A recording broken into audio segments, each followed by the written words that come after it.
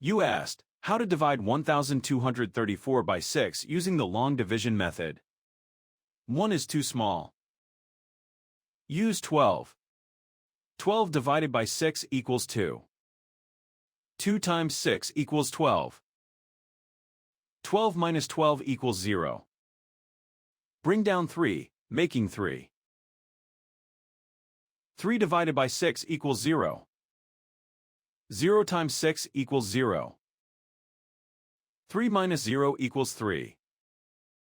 Bring down 4, making 34.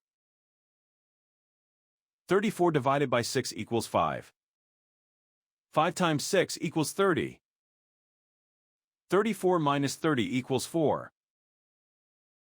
The remainder is 4. The final result is 205 remainder 4.